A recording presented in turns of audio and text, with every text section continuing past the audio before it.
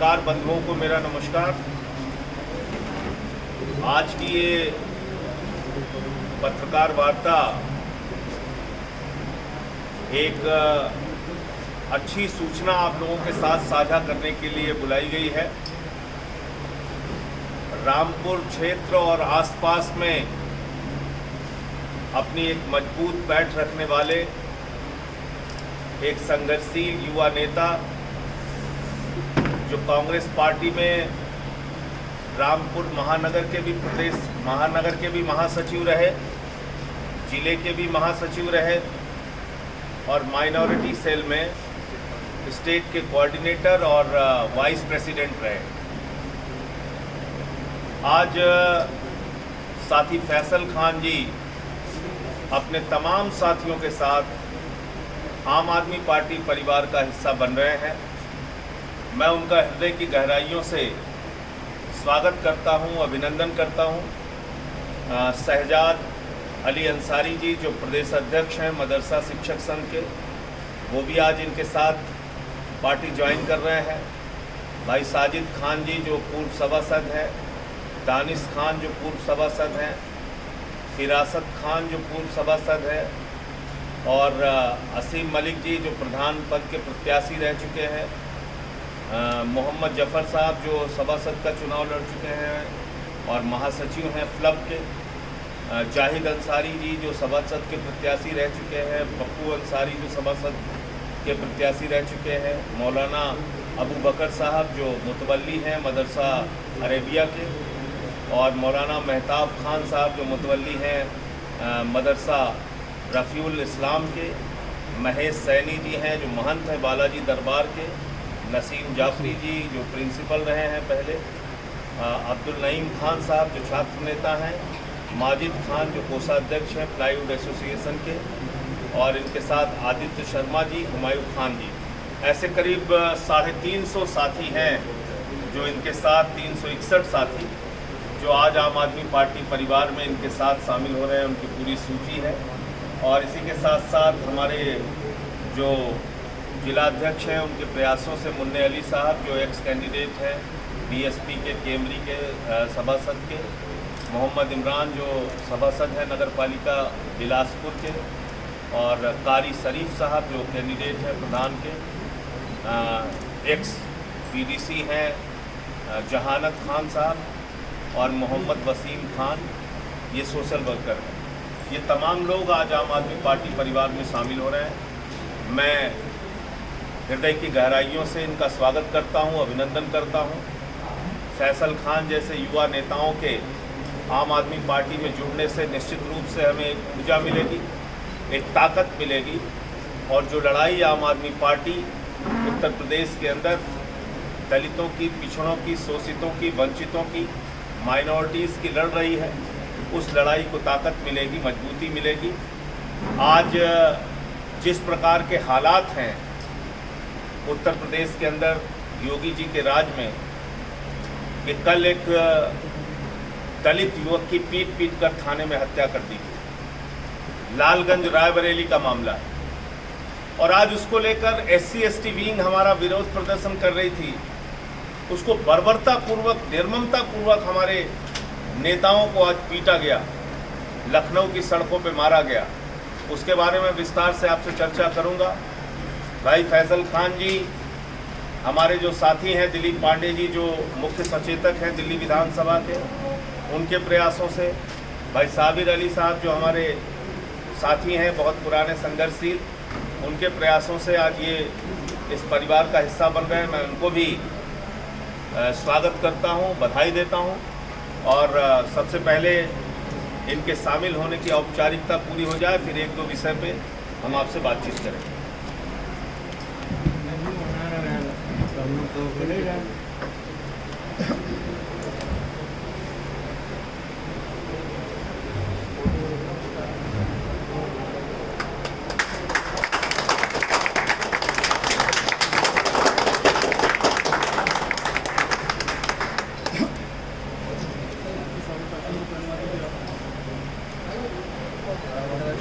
ये बटवा दिया अब एक बातचीत हो जाए। अभी बैठो।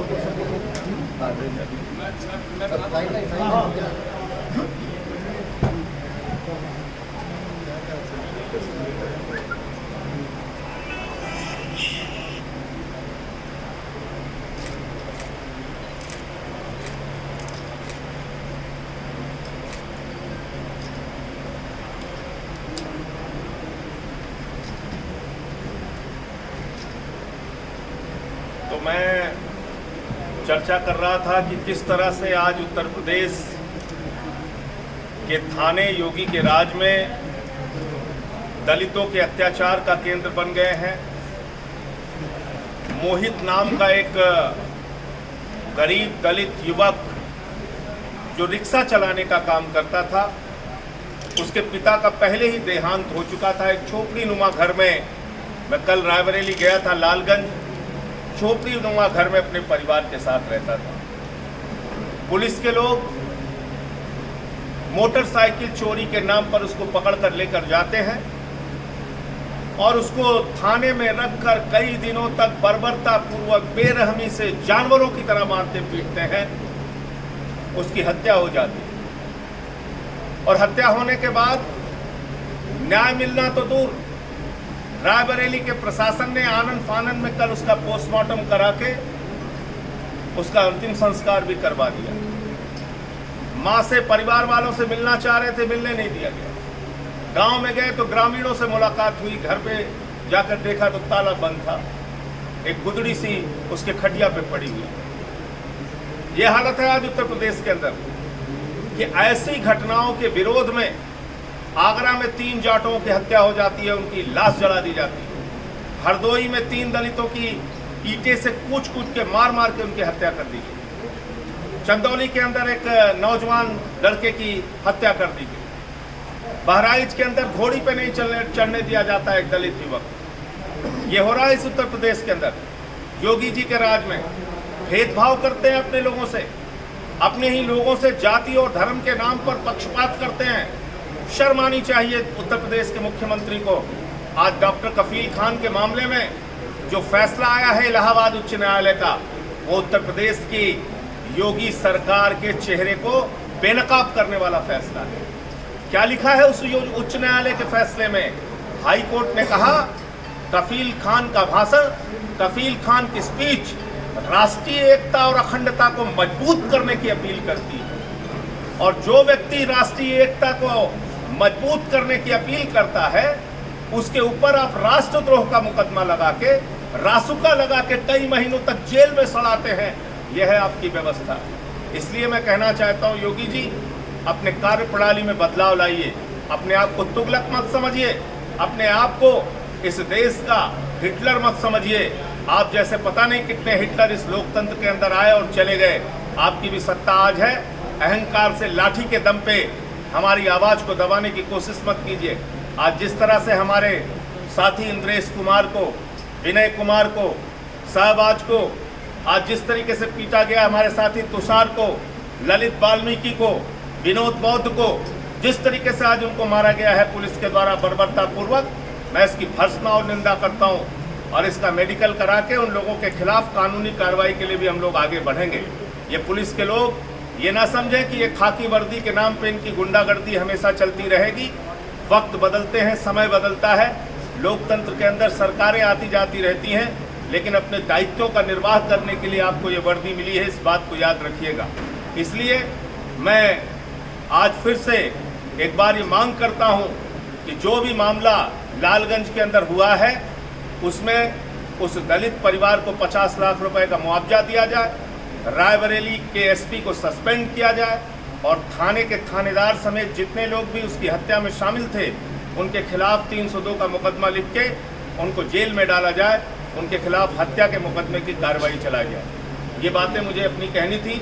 अब मैं फैसल जी से अनुरोध करूंगा कि वो आज आम आदमी पार्टी परिवार का हिस्सा बन रहे हैं, अपने क्या अनुभव पहले के रहे हैं और किस सोच के तहत वो आम आदमी पार्टी परिवार में आ रहे हैं, अपने विचार साझा करें। भाई फैसल खान आपकी तरफ।